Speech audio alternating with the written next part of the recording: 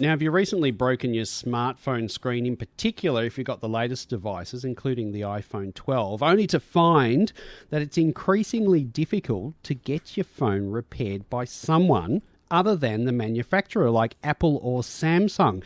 You may not be imagining things as increasingly smartphone manufacturers are making it difficult to get your phone repaired by a third-party repairer. Well, Ritesh Chugh is a senior lecturer in information and communication technology at Central Queensland University here at the Melbourne campus and has been doing some investigations into this. Ritesh joins us on the line. Ritesh, welcome to Joy Drive. Good day, Warren. Thanks for having me. Is it our imagination, or are smartphone manufacturers making it more difficult to repair their devices by a third party? Definitely not your imagination, Warren. The tech companies appear to be protecting their own interests rather than looking after the customers.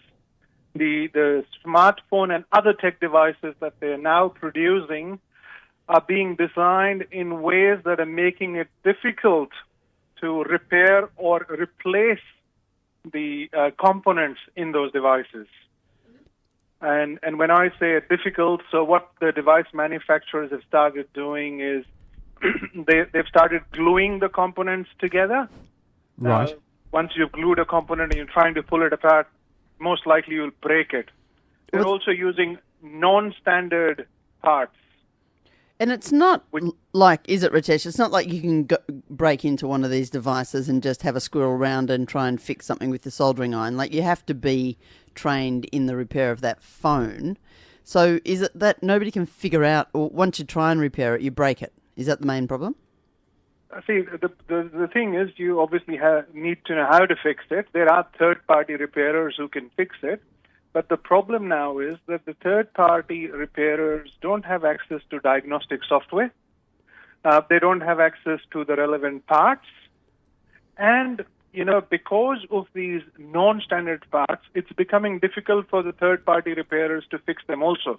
So customers are really left with no other choice but to take their device to an authorized service center, where Warren was talking of the iPhone. And the new iPhone 12, replacing the screen costs upward of $360 to fix. So that's gone up in price. It has, yes. So they actually start from $360. Ritesh, there's an inquiry, a right to repair inquiry. What's that about? So, Warren, see, our conversation so far has just focused on tech devices. However, this is a bigger problem. The right to repair inquiry in Australia is calling on manufacturers to provide a competitive market for repairs and produce products that are easily repairable. And when I say this is a bigger problem, I mean, it's not just about tech devices. It's also about automobile manufacturers. It's also about agricultural machinery, such as tractors. John Deere Tractor Company has been against the right to repair for quite some time now because, they don't want to let loose their repair market. It's also a bit of an environmental thing, I would imagine. Like, I had a little bingle in a car a while ago. I think it would have buffed out and bumped out. It was in one of those plastic moulded bumper bars. And the repair shop said, no, we're not allowed to repair them. You have to buy a new one, and that goes straight, not even to scrap, just goes straight into the landfill. I imagine this, with the amount of technology we'll be throwing away due to the cost of repair versus replace, this must be an environmental concern. Absolutely, it is an environmental concern. Look at another example. Look at the number of chargers we all have at home, just lying around. Why can't companies come up with a standard charger that we can plug into any device? And once these devices are not repairable, what happens? They end up in landfill. In fact, to give you an example there, the manufacturing one smartphone consumes as much energy as using it for 10 years. Really? Well, that is... So we really need to find ways of reducing electronic waste rather than, increasing electronic waste. Ritesh, what about like printers? I always get an annoying warning when I replace my ink cartridges with something that's not from the original manufacturer of the printer. Do Apple and Samsung also do the same thing? Like if I get my iPhone and I go and get it repaired by someone else, does it ever pop up warnings to say, look, you haven't, you put in a non-standard battery or something like that? Absolutely. Yes, they do that. In fact, Apple has got a battery warning indication feature.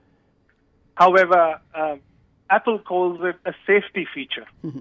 So if you've had your battery replaced from a non-standard repairer, it'll give you a message that says, or it'll alert you that the battery hasn't come from a certified repairer, which is a problem. I mean, battery in the past, you just used to be, you have a battery, you open your back case, you plug a new one in. But that anyway has never been the case with Apple. But going forward, what we've noticed is Samsung is also going down the same path. In fact, Warren, there is a website called iFixit. What they do is they display repairability scores of devices. Oh. And Samsung tends to score very low in terms of repairability. Indeed. I mean, I could probably still repair a Nokia 3310 with my eyes closed. That little brick never ends. And still plays Snake, I swear it does. Ritesh, given that the Australian government recently took the news to fight to Facebook and Google, is there an appetite to push back on phone manufacturers to enable their phones to be more easily repaired? I'm hoping that'll happen, and I'm hoping that'll happen soon, because we've got the draft report of the inquiry due in June.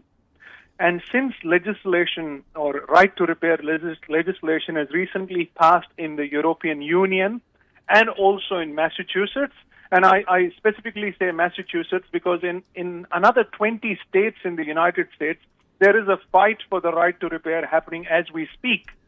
So I'm hoping that the Australian government will follow suit sooner rather than, waiting for a long time, and we should see some positive outcomes from the inquiry. Ritesh, we'll keep an eye on it. Thank you so much for joining us on Joy Drive today. Thank you for having me, Warren and Dee. Thank you, Dr. Ritesh Chugh, Senior Lecturer, Information and Communication Technology at Central Queensland University here in Melbourne. Joy Drive with Dee and Warren on Joy 94.9 FM in Melbourne, Joy on your digital radio, iHeartRadio, TuneIn.com or the Joy app. No matter where you are, you can always take